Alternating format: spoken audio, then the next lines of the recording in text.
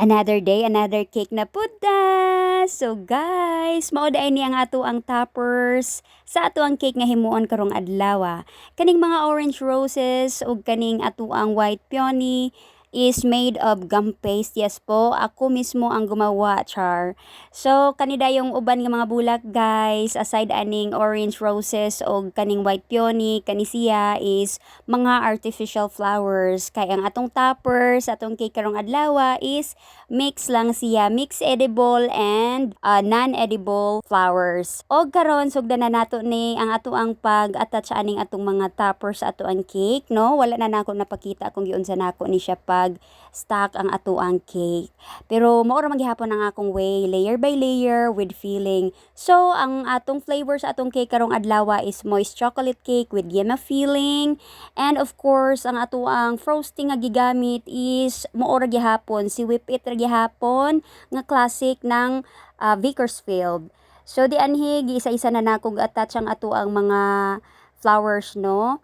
And then di anhi kani siya nga cake is simple ra gyud ni siya nga design pero elegante gwapa gyud siya, no? Pero ato alang gihapon paningkamutan nga masuon nato ning gipasunan ni ma'am. So mo ni ang picture sa gipasuonan ni ma'am, no?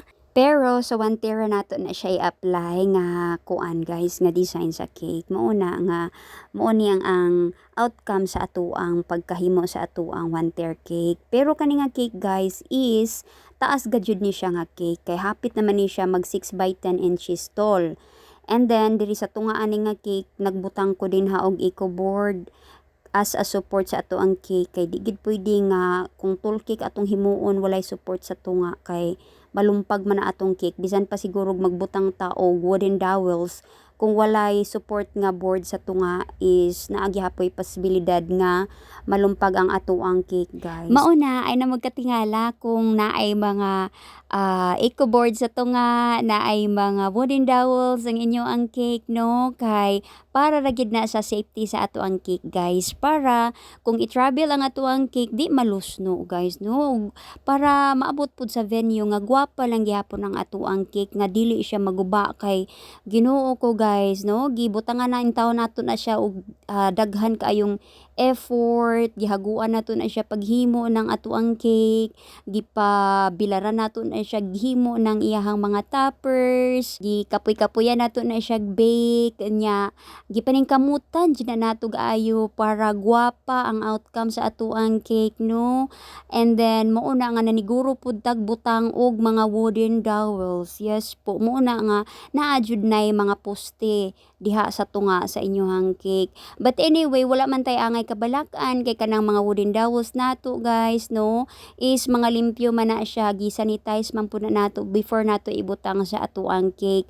Kay dili gid ta gusto nga maghinugawan ta kay Ginoo ko og kuan na mapudpuyso ng ato ang client namatay na matagbaw tagyod makabayad uroy ta.